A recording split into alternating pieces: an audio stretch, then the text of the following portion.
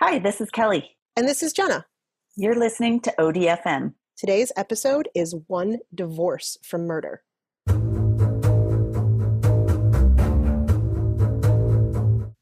Okay, Kelly, so we did a short version of this story before as part of our very first episode before we rebranded, but I found out that there was so much more to the story that I figured since we were rebranding, we should just redo it because I left out way too much stuff. This is exciting. This is a good story. Okay, so this is the story of Drew Peterson, who is, I believe, famous, at least in America now. Oh, yeah. I thought I knew everything about his case, but I was so wrong. So wrong. All right, so the reason we started this story in the first place was because back in 2007, when his wife, Stacy, who was 23 years old, 23-year-old wife and mother, goes missing from her home in Bolingbrook. And Bolingbrook is only about 10 miles from me. It's just one town south of where I grew up. So when she was missing and it was all over the news, I was, very interested to see, what was going on. And she was married to a Bolingbrook police officer, so that made it more interesting. And so I'm following them as they're searching and having search and rescue parties and all that. You got your forensics kit out and... Well, at that point I was only doing it on Facebook. I was just watching and on the news, but I wanted to go. So anyways, as I'm like looking at all the different news stories that are going on, because it's all over around here, I see that they're doing an interview of a family friend, right? And it's this guy named Steve. And I'm like, God, I know that guy. Where do I know that guy from, right? And I recognize him and I realize that back in the summer of 95, when I had a part-time job during the summer when I was in college and I came home. Huh? Hooking on the street corner. Yes, exactly. Oh, wait, I forgot. Your parents didn't know about that. Yeah. They might listen to this. They probably won't, but they could. So no, this is actually when I worked at Glamour Shots. That's a whole episode. That's a whole. Oh, I need to see all these photos. So while I was working at Glamour Shots, I became friends with one of the makeup artists whose name was Tina, and she was the same age as me. And she had this boyfriend named Steve. And so I hung out with them a couple times. They actually set me up with one of their friends. We double dated. You did like the 4-person Glamour Shots photo all together, right? And it was mullets. Can we focus on the story here? Can we just focus on I'm really excited about the Glamour Shots. God damn it. I feel like you're getting off topic here. Oh. So anyway, I was like, wait a minute. So I'm doing a little digging. I look and it turns out that Tina that I was friends with was Stacy Peterson's half-sister. Oh, yeah. So then I really was like really curious about this case and was really following it because I felt like I had a tie to it, even though I didn't. It just something was more real to me, right? I did do a little bit of digging on Stacy and her family. And so Stacy's mom was Christy Kales, and she had 6 children. Whoa. But none of this is a good story. So she had 6 children. One of them died of SIDS before the age of 1. One died when it was 2 years old in a house fire. Jesus. And then Christy herself, the mom, disappeared in 1998 and has not been heard from since. Oh my. Stacy was about 14 when that happened. The family, I guess, suspected that her then boyfriend had something to do with it, but they've never been able to prove anything. So she's been gone since 98. And then Tina, the girl that I had been friends with, I found out the year before Stacy went missing, Tina had gotten married, had 2 young kids, and had passed away of cancer. Oh my God. This family has such just a dark cloud over them. Oh, how sad. Okay. So 2007, and now Stacy, who's 23 years old, is missing. 23. Well, that was the other thing that I found fascinating was they were like 23, mom of 4, and I was like, whoa. Yeah. Whoa. Math. Wait. So although 2 of them were hers by birth, and 2 of them were her stepkids from her husband's previous marriage. Okay. That makes a little more sense. Okay. Right? October 29th of 2007, Cassandra Kales, who goes by Cassie, I believe, reports her sister missing. Okay. Stacy, I guess, had plans with her, and Stacy wasn't returning any of her calls or texts. So, and they were very close. They were BFFs. So Cassie goes over to their house that Drew and Stacy share, and there's no cars in the driveway. The oldest kid answers the door and says, Mom and Dad aren't home. They got in a fight. Mom left and Dad's out looking for her. Yikes. So Cassie goes ahead and calls Drew on his cell phone, and he says he took her bikini, the deed to the house, $25,000, left him because she was cheating. So this is why you take a bikini. I mean, this is what's important. So she takes some money. She took a bikini, the deed to the house. She's on a tropical vacation with the deed to the house. Just in case. Don't need a birth certificate, but you might need the deed. No passport, but she definitely needed to take the deed to the house. Okay. Cassie gets off the phone with Drew and is like, this is weird. So she goes straight to the police station to report her sister missing. After she reports her sister to the police, she goes back to Stacy and Drew's house, and now both cars are in the driveway. So she calls Drew, and he said that Stacy left with her boyfriend, left her car at a small regional airport in Bolingbrook, and he had to go pick it up. Okay. How is he going to pick it up by himself? You know, I'm not really sure. That's a great question. So he walked to the airport and then drove her car back? Towed one? I don't know. Yeah. They didn't discuss that part. Okay. So Cassie goes to this regional airport. It's called Clow Airport, and sees cameras. And so she calls the police to say, hey, you guys should retrieve the videos from this airport. And the police tell her, oh, those cameras don't work. Everybody knows that. There's a problem. This is like a common problem. Stop it. Did I mention, I think I did mention, that Stacy's husband, Drew, is a police officer in Bolingbrook? Yeah. You know, interesting.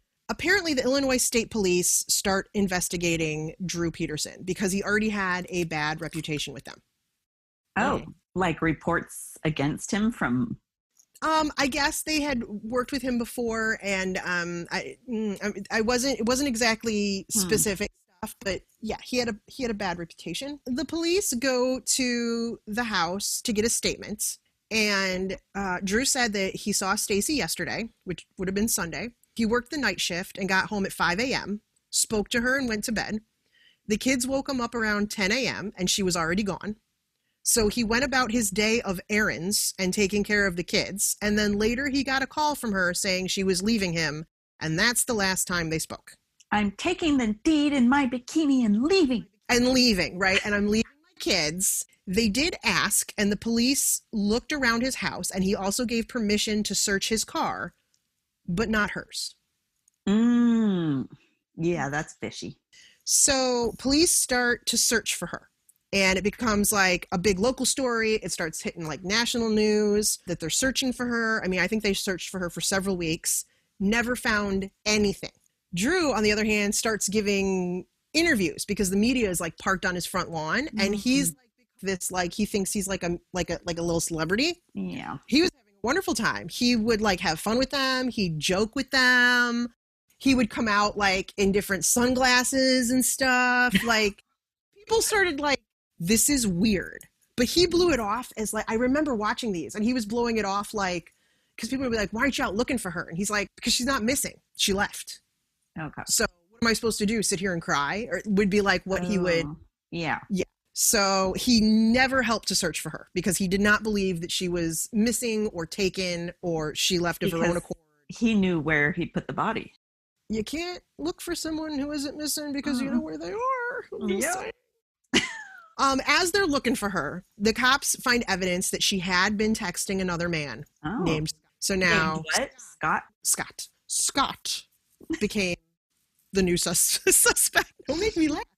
Sorry, I was trying not to cut you off because I think I talked over you. So I was like, Scott, what? Scott became the new suspect.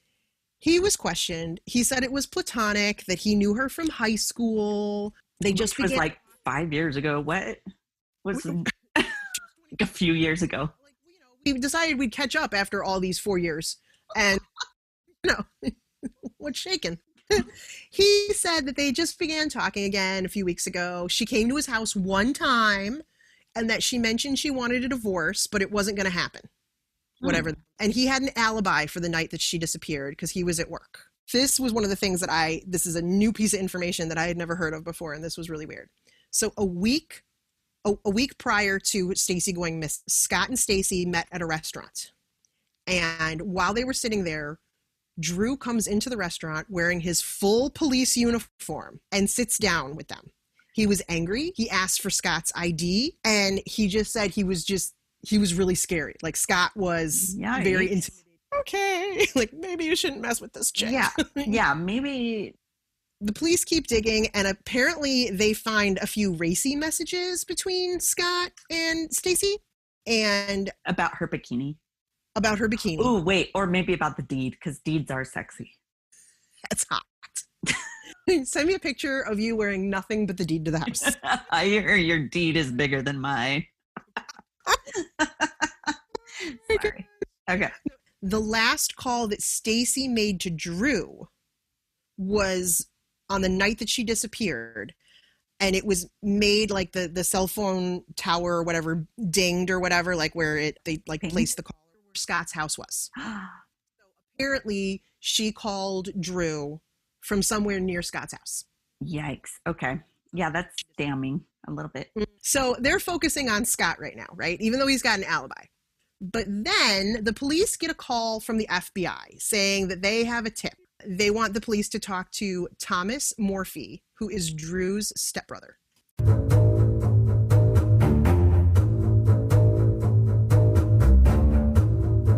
Now that so many kids are starting school with online learning, it's time to update the school supply list with stuff for parents who have suddenly become part-time educators. Yes, all the important things to start the year off right, like the Mojito drink infusion kit and drink tumblers with sayings like, not slim, kind of shady. And at the end of a long day of pretending to understand Common Core math, candles like Anxiety Girl, infused with impending doom, hit the spot. All of these critical back-to-school items and more are available at thistlewellington.com. That's THISTLEWELLINGTON.com. ODFM listeners get 10% off when they use the code ODFM at checkout. So visit thistlewellington.com today.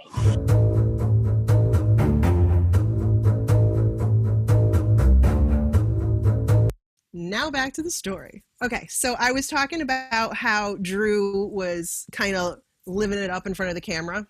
Yeah, sounds lovely. From him that I had found. So he was doing interviews on like Good Morning America, and that was just one of the places. But so one of the quotes that I got from him that he told the media was, I married these women and I tried to compare them to my mom and my aunt, who were all very good housekeepers, great people. When these women failed in that, I became disappointed in my marriages and they fell apart. Maybe it's you and not the women. Just saying. So, like, one question, how does he get all these cute girls? Because I've seen pictures of him. Yes, right? So he has been married 4 times. 4 times. He got these very good-looking women to marry him. And each time he got married, they were younger. Mm-hmm. And you know how some guys, like, they become more distinguished as they get older and they actually become more attractive? He is not one of them. No. And it's not like you're making a lot on a cop's salary. So no, I don't. He is a world-class narcissist. So I do know that, like, they can be incredibly charming and confident. And then, like, when that kind of person comes on to you, it's like, wow. Yeah, it's true. Yeah. Part of them, and it's not very wow. So, but there's I put up a picture of him with his first wife. And like I said, he's not very attractive the older he gets, but he did actually get slightly more attractive because then he was just young and goofy looking. No! It's bad. He was like super nerdy to like, creepy old man. So Drew was married 4 times. Okay. Divorced from his first wife, divorced from his second wife. Third wife, he was divorced from, and then she died in an accident. Mm. And now his fourth wife is missing. So he's either getting better at getting rid of wives or just has really bad luck. Right? I don't understand how this guy was so charming. He would go, here's another quote. I'm not trying to be funny here, but Stacy Peterson would ask me for a divorce on a regular basis, and it was based on her menstrual cycle. Wow. What a douchebag. Just saying. That makes him really attractive, right? Doesn't Oh my God. And Wow. this is the quote that he said on Good Morning America. When she was menstruating, hungry or tired, she was agitated, and she would ask me for a divorce on a monthly basis. Then, when the cycle passed, she was okay. We were in love again and happy.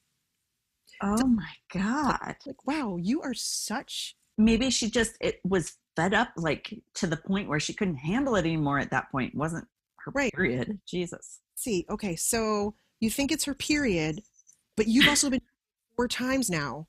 It could be you. I'm just saying. Just could be you, dude. So the FBI calls the police and says, we have a tip. There's this guy named Thomas Morphy, and he's Drew's stepbrother, and you need to talk to him. This is what they get from Thomas Morphy. The night before Stacy disappeared, Drew tells his stepbrother that Stacy was cheating on him and that he had to do something about it. Like what? Right. Drew was going to do something to the guy. Oh, okay. It still was just like, cool. Whatever, dude. Yeah, let's do it, man. You know, he wasn't specific. You know, he could have just been like, well, maybe he's just going to go TP the guy's house. I don't know. But it doesn't really seem like his MO. Like he's kind of an ass. He's a lot. Yeah. So the next day, Drew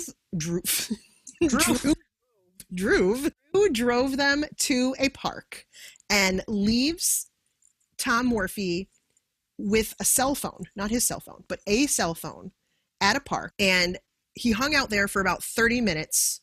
And Drew just says, if the phone rings, don't answer it. Just hang out here in this park till I come back. Hold this phone. He said he was like wandering around the park for like a half hour, drinking Starbucks and holding this phone. So the phone would ping off of a certain cell tower, possibly? Have you seen other true crime things before? I have.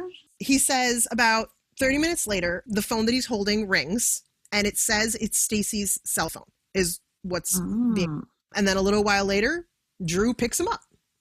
Okay. And then says, we need to go back to my house because I need a hand. They go back to the house that Drew and Stacy share. And they go up to the master bedroom, and there is this large blue plastic barrel. Red flag. For those of you who cannot see us talking here, Kelly just was like, what? Hello.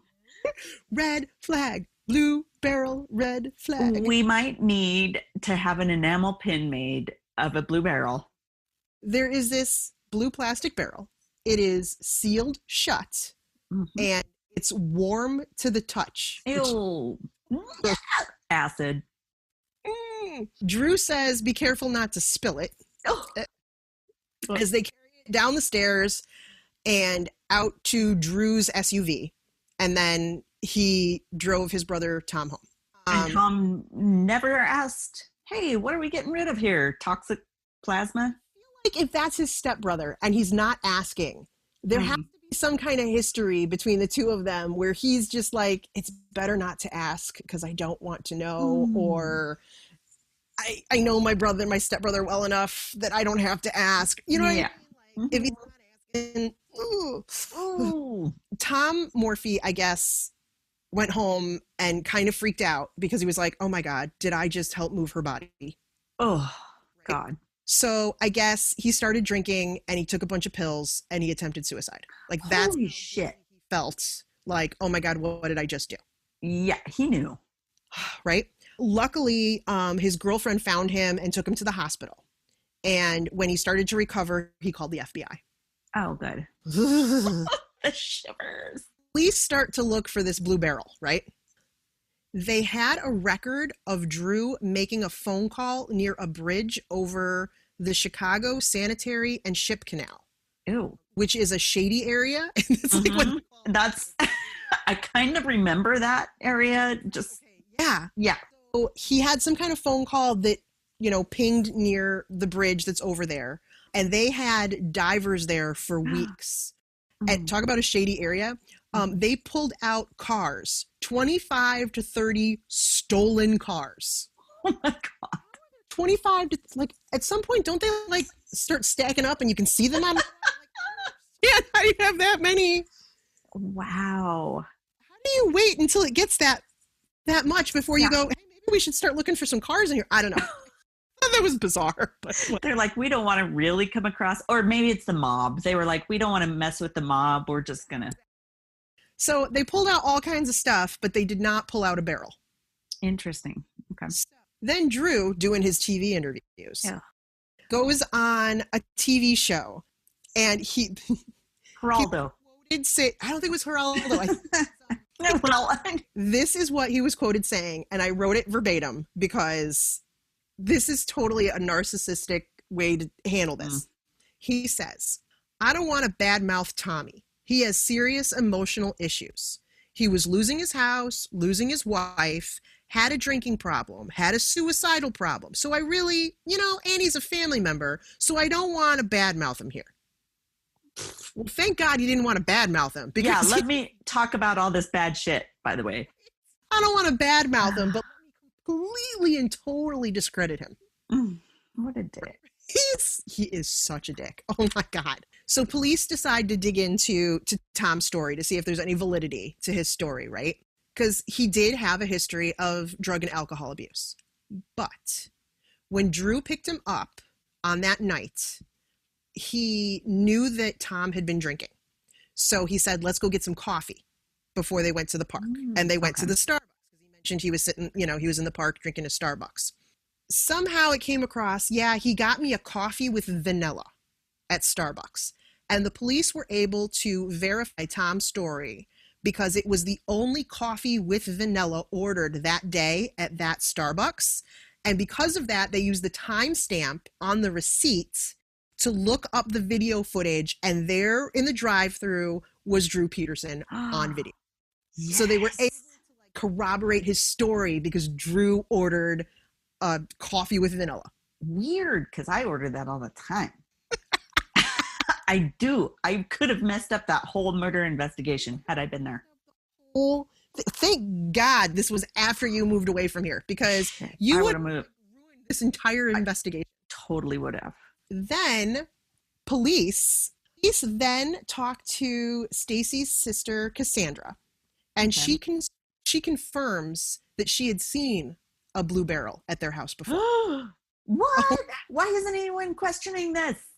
Oh my gosh. So she said that one time she and Stacy were in the garage at Drew and Stacy's house, and Cassie asked, what's with the big blue barrel, and I guess Stacy's like, I don't know, Drew got it. It's like for the pool. I think it's chlorine or something. Oh my God. No, it's your future death trap. I'm sorry. Oh my God. Right? That's so crazy. Okay. If we see either of our husbands bring home a blue barrel, I'm going to tell you. Well, especially because I don't have a pool. So. Me neither. That could be a big problem. Like red flag, blue barrel. Red flag. If there's a blue barrel in your garage and you don't own a pool. Something that is your future coffin. Don't get in it. Oh God, that's so bad. Ooh.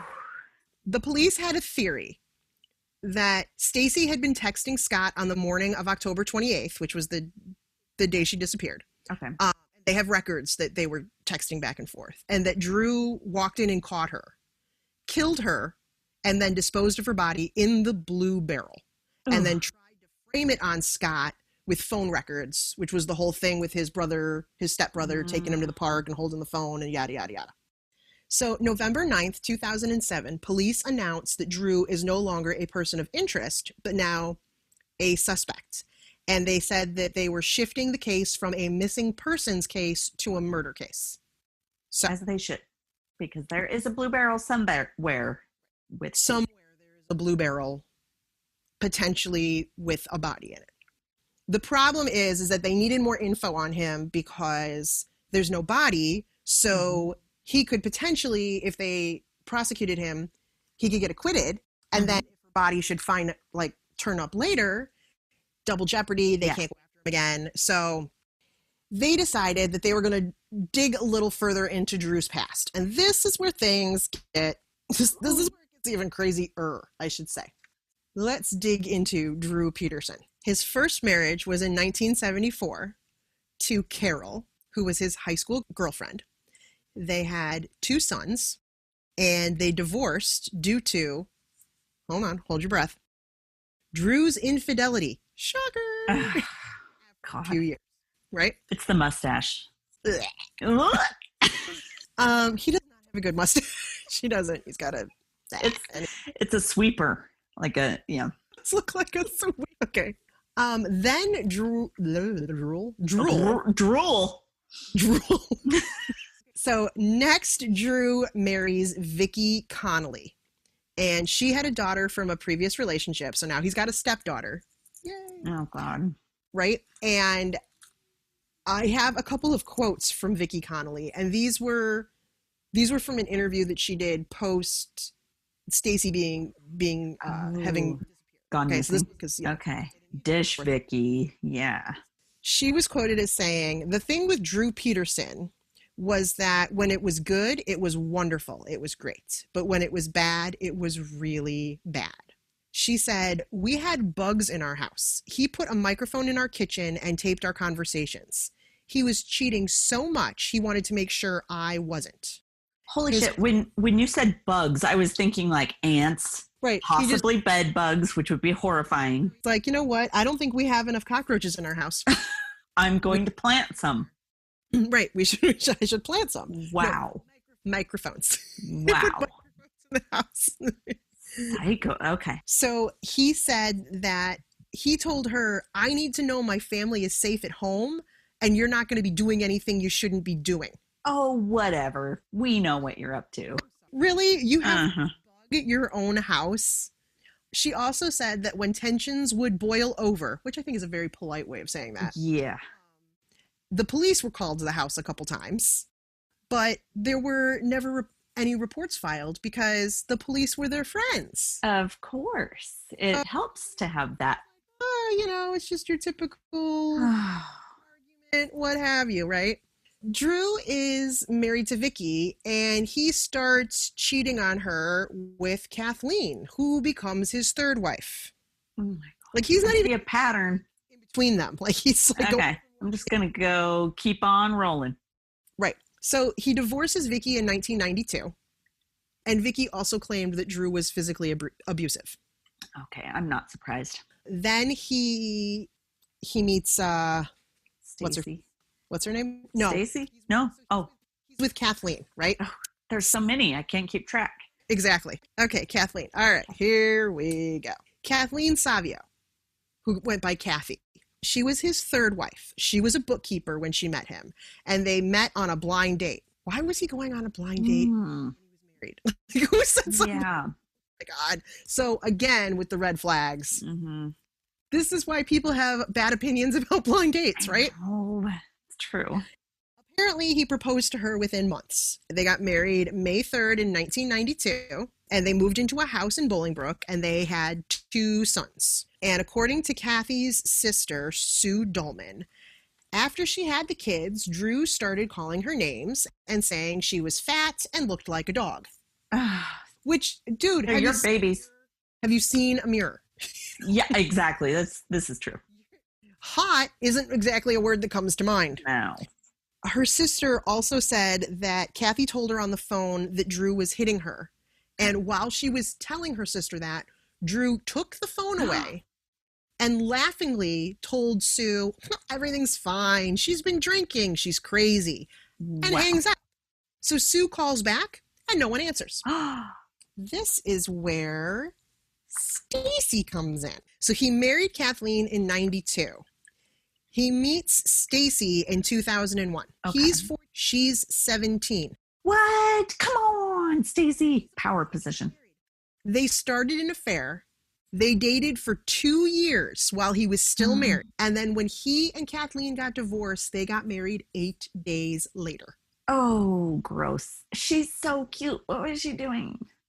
Oh my God, I don't know. I don't know. Seriously. Blech. So, okay, this is one of the crazy things I found. October 2001, Kathleen gets an anonymous letter from someone working for the village of Bolingbrook. This is how she finds out about Stacy. A copy of the letter, so I'm going to just read it, and I have a picture of it so that we can put it up too on the website. Exciting. Okay. The letter says, Kathy, this letter is being sent to you for your benefit. At this point in time, you are probably aware that your husband is having an affair. The girl's name, and she is just that, a girl, is Stacy Yelton, which is not her last name, but whatever. Born July 17th, 1984, resides at blah, blah, blah apartments in Bolingbrook. You may already have all this information, but if not, you will need it to prevent any further embarrassment and disgrace to you and your family.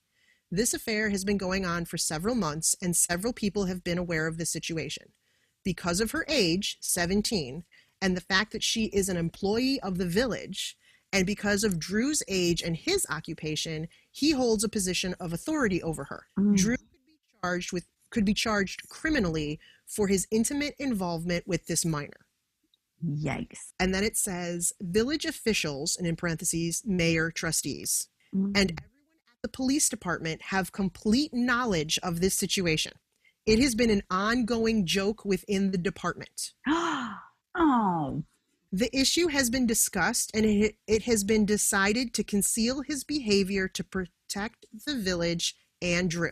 Because of his political alliances with Roger Clark and Ken Each, I don't know who these people are, they are protecting themselves from the embarrassment and the liability. The real victims, being you and your family, should be the ones being protected from this embarrassment.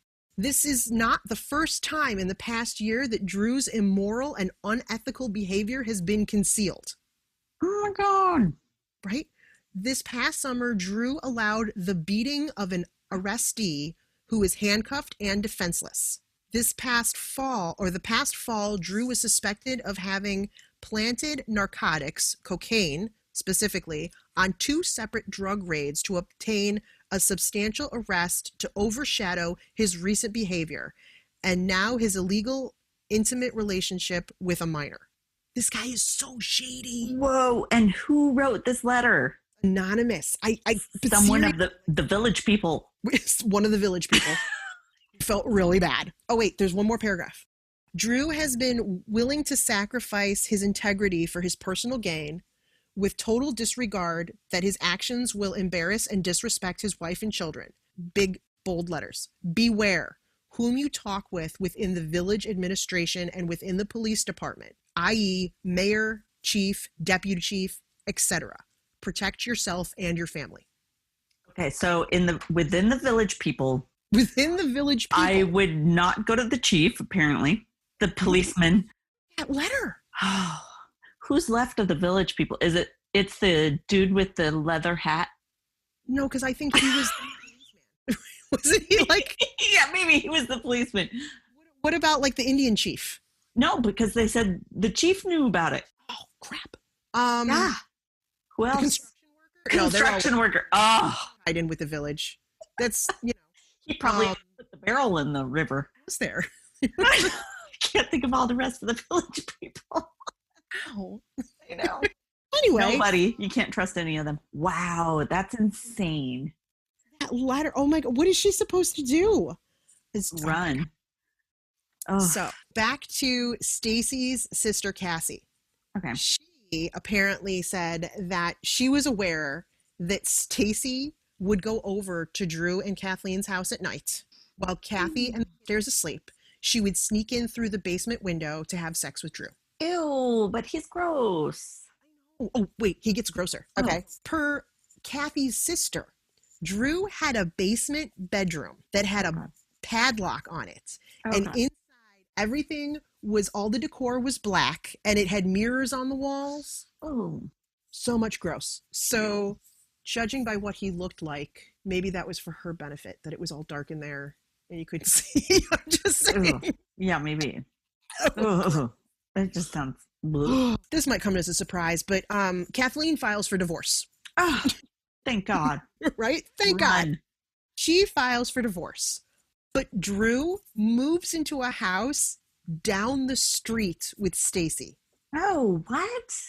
Brook is not that small of a place. Plus, we're talking about the Chicagoland suburbs. There's all kinds of places. I mean, there's so many options.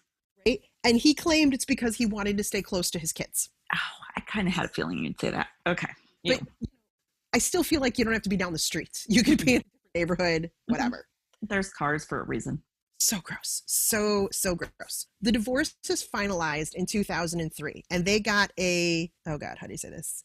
Bifurcated divorce? Never heard of that. It sounds like bifumigated, like they had to clean up. Bifurcated.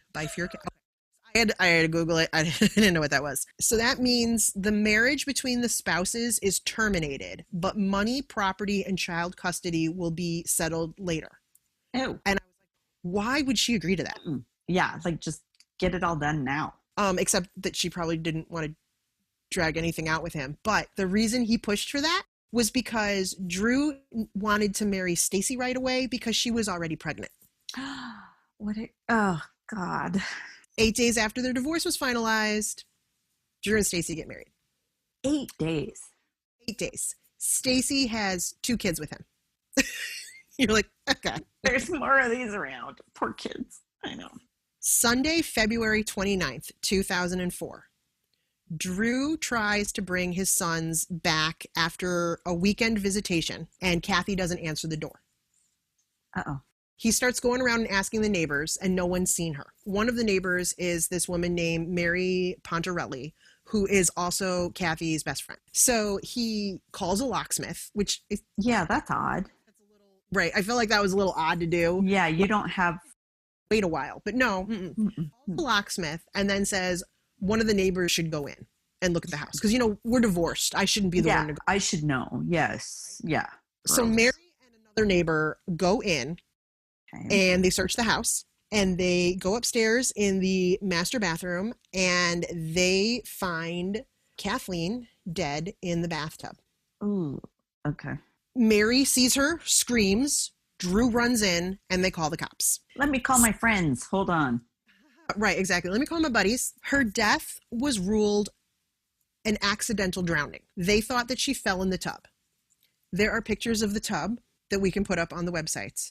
This is a very round tub. There are no sharp edges anywhere. Okay. Okay. They said apparently she had a gash on her head and her hair was wet, but the bathtub was dry. How do you drown in a dry bathtub? It is a very complicated process. You have to be swallowing water. Like, right?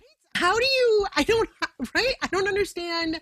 Was there any autopsy? I was just like, her hair was wet. So it's like, okay, so the water drained out and it dried. Well, her hair would be dry too. It was so weird.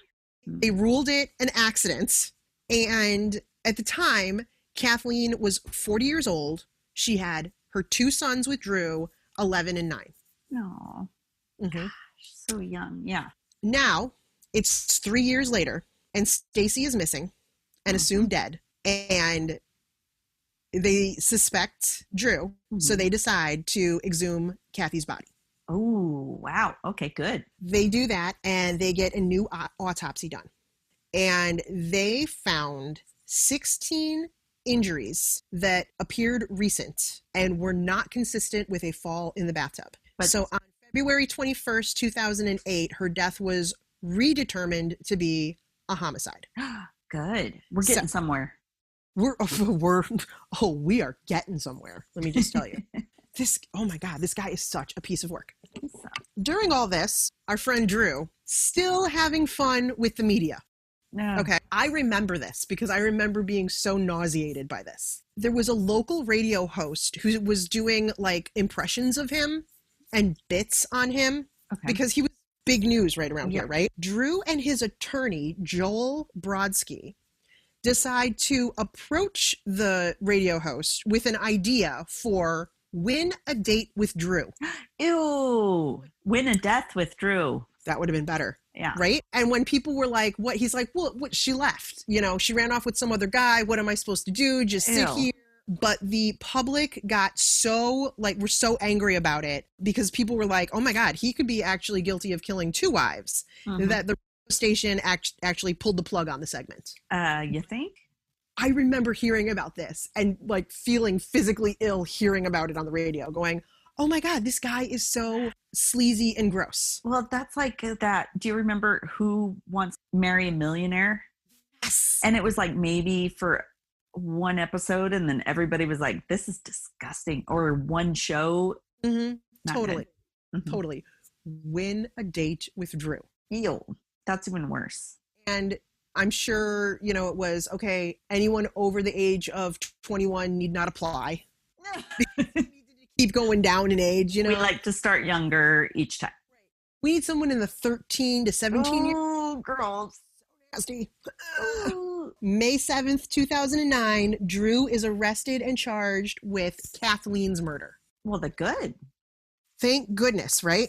Yeah. Now we go to trial. The problem is there's no physical evidence because they had ruled it an accident. And the statements made by Kathy and Stacy were hearsay. So they had to fight to get those even entered. Okay. Right. They decided that his motive was money. Kathy and Drew had been divorced for 5 months, but they hadn't settled their property because they got that weird divorce thing happening. Okay. And Kathy was asking for the house, half his pension, and half of all of their property. So I guess take her out was the answer. The prosecutor was Will County State's Attorney Jim Glasgow. He was able to get into the testimony Kathleen's divorce lawyer. He testified that Kathy had shared with him that at one point before the divorce was final, before he moved out or whatever, she had been coming down the stairs with a laundry basket, and Drew comes out in his full SWAT gear, holds a knife to her throat for several hours, said she was going to get nothing in the divorce, and threatened to kill her. She said after a while, she told him, just do it. And he said, no, I can't kill the mother of my kids. Wow. This guy's psychotic. Wow. Right? Yikes. And you would have no power against him. Yeah. You can't go to the cops. He is the cop. He is the cops. Holy shit. Apparently the cops have been called on him for other things. She was told not to go to the cops, right? Yeah. Like the letter said. Yeah. And these are my friends. That village person said, right? The village people told her to look up which one it is. Everybody knows. Don't. Mm-hmm. Oh my God. And they're all making jokes about it. We're all Right. laughing at you. Yeah. About it. Oh my God. Everything he was doing was totally illegal. She was 17 when they started dating. Oh, The defense tried to say that Kathleen's statements about Drew's abuse were purely to make him look bad for the divorce. Just trying to paint a picture. And they said what happened was she was on medication, she took a bath, she passed out, and she drowned. in no water. In no water. Hair mysteriously had that wet look. Maybe she was using that Soul Glow. Remember Soul Let your soul glow. Yeah, I do. So maybe she just had Soul Glow in, and it really wasn't wet. It just looked wet. It was just sheeny. Yes, right? Oh my God. Her neighbor, her BFF, Mary, she testified that she wanted to testify what she saw and what she didn't see when she went into the bathroom and found Kathleen. Said Kathy's hair was down, and she would typically put it up if she was going to take a bath. She was wearing a really delicate gold necklace around her neck, and she would typically remove that if she was going to be bathing or something. And she noticed that there was no towel, no bathrobe, no bath mat, nothing nearby. Yeah, that doesn't seem right. Kind of, they put all that, like the defense said that was all crap because they're like, well, how does she know? Blah. They obviously don't know girlfriends. Yeah, we tell each other everything. We tell each other things. We know about this stuff, right? And also, unlike people of the male persuasion, we try not to get water all over the bathroom floor. Exactly. We prepare ourselves. Exactly. We don't just fall into the tub. We actually like we put our hair up and we take off our jewelry and we get a towel. We don't drip naked through the hallway. We're thoughtful about things. Yeah. Sergeant Patrick Collins, who was the officer who oversaw the initial investigation at the scene of Kathy in the bathtub, he had no homicide experience. So he deferred to the crime scene tech, who looked at it and said, it looks like an accident to me. By all means, if it looks like an accident to you. The tech did testify that when they were removing the body from the tub, they noticed blood on the back of Kathy's head, but they didn't stop to look to see where it was coming from. Oh my God, what? What kind of tech is this? Oh my God, there's so many things. Well, they said the scene was not processed like a crime scene and no evidence was collected because they thought it was an accident. Did they bring the computer tech instead of the forensic tech? It was such a mess. And the scene wasn't secured because they didn't think it was a crime scene. So there were all kinds of people walking in and out and stuff, including Drew. So while he could have been moving things, evidence. Yeah, let me hide a couple things while I'm here. The same Sergeant Collins, he testified that he interviewed Stacy soon after the body was found. So after Kathleen's body was found, he interviews Drew's current wife, Stacy. But Drew comes up and asks if he can be present while she's being interviewed because Let me intimidate her. Exactly. Yeah. But he said, oh, it's because, you know, she's upset and I want to comfort her.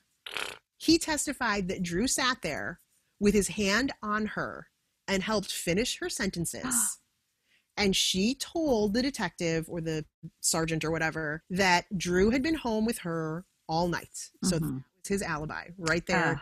They did have the forensic pathologist testify in court on what he found when they dug up Kathleen's body.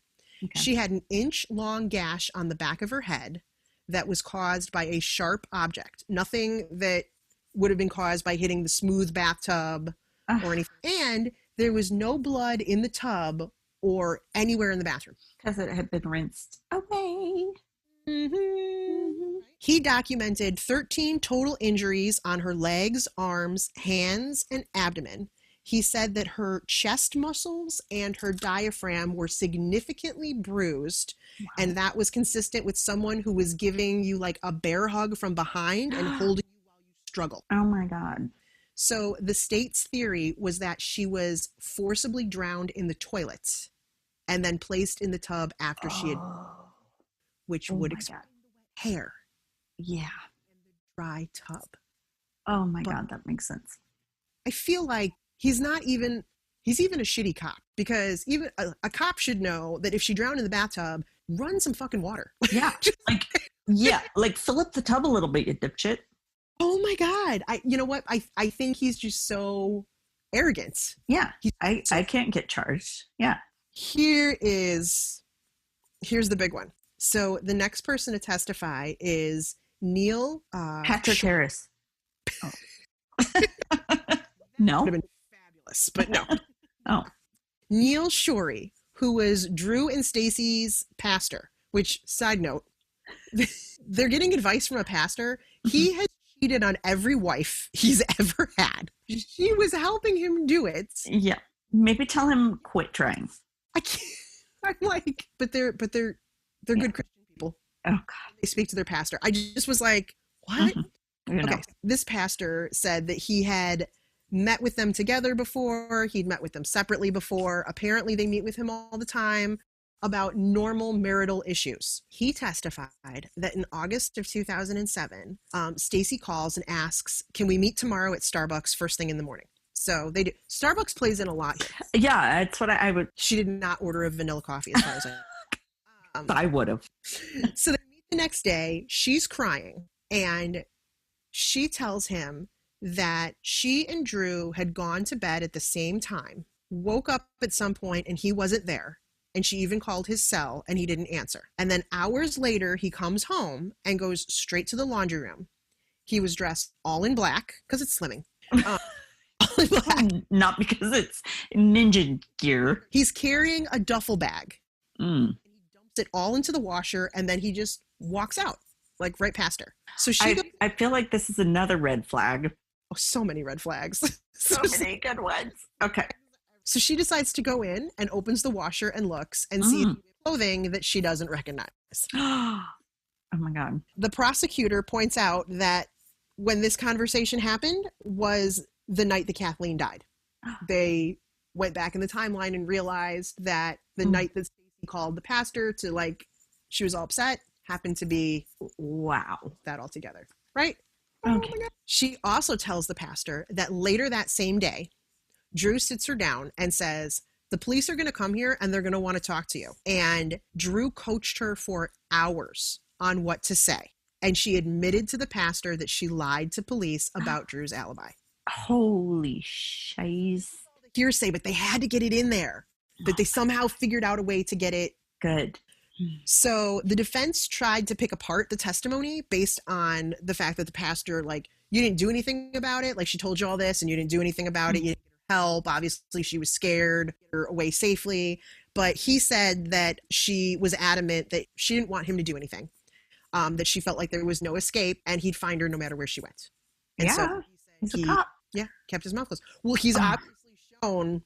Yeah. Take care of people, right? Oh my gosh. So then they also call Harry Smith, who is a divorce attorney that Stacy had contacted a couple days before she disappeared. And he testified that the first question she asked was, could she leave the state with the kids? So she was obviously concerned about her kids, right?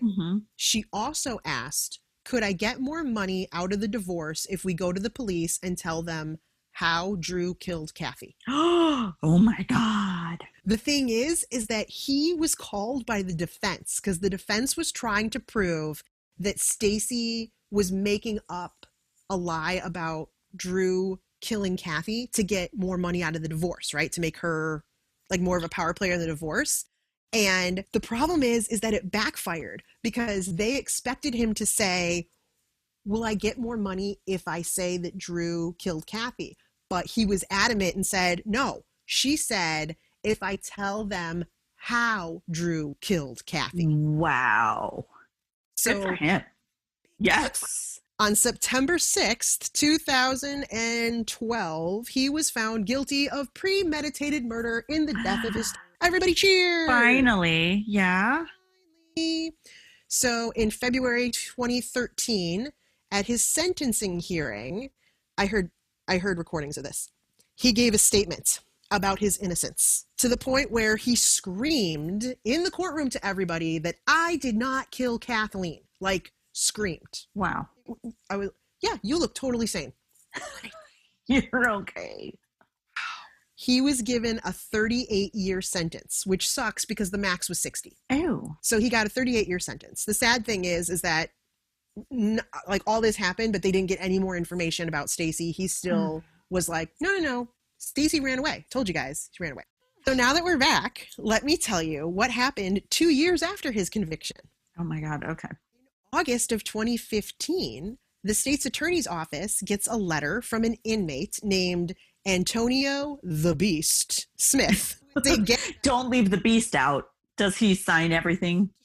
The Beast. Not to get confused with Beauty, right. Don't get confused. He is a gang member of Satan's Disciples. Oh, of course he is. Yeah, why not? He writes them a letter because he and Drew became BFFs in prison. Friends. What up, friend?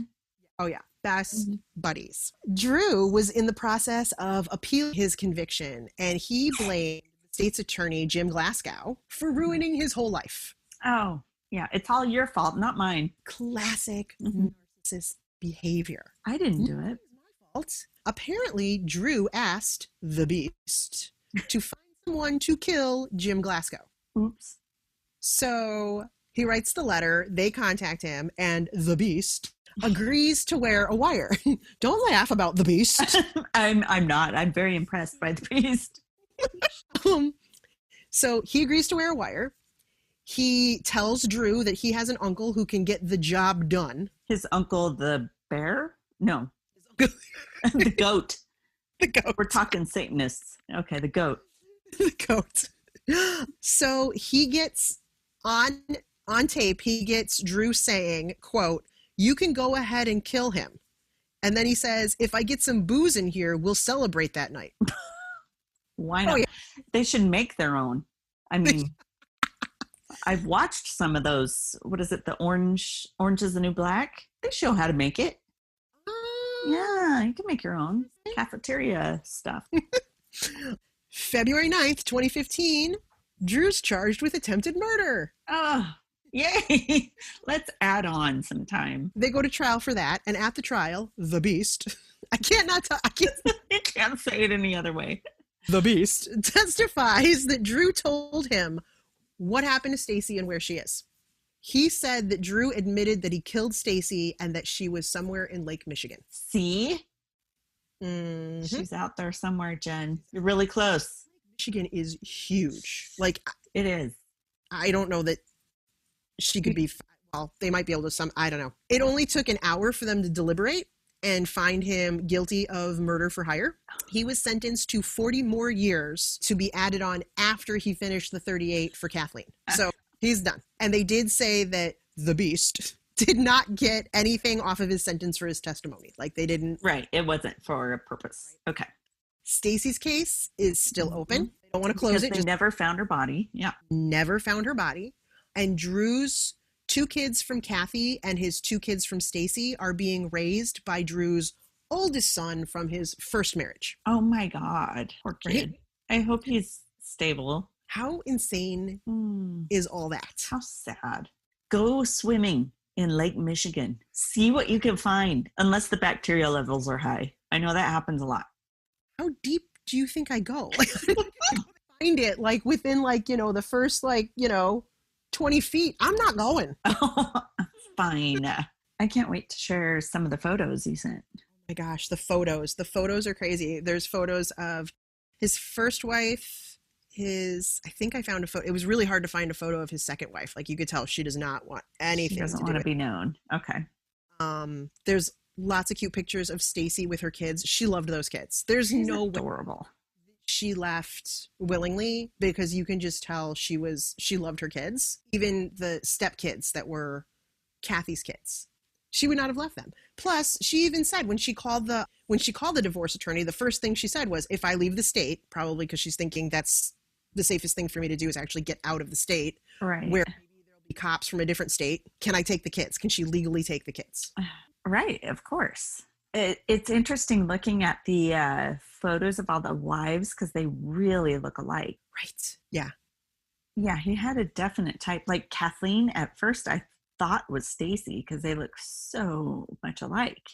Yeah, they're so similar. And then there's the picture that I found that I have no idea how it goes with anything. But I was just looking for pictures of Stacy and her family. I was trying to see if I could find a friend, like a picture with like my friend Tina, or Cassie, right, who does all the interviews. And then I unfortunately came across that one photo of the SWAT gear. I don't know what kind of photo shoot that was.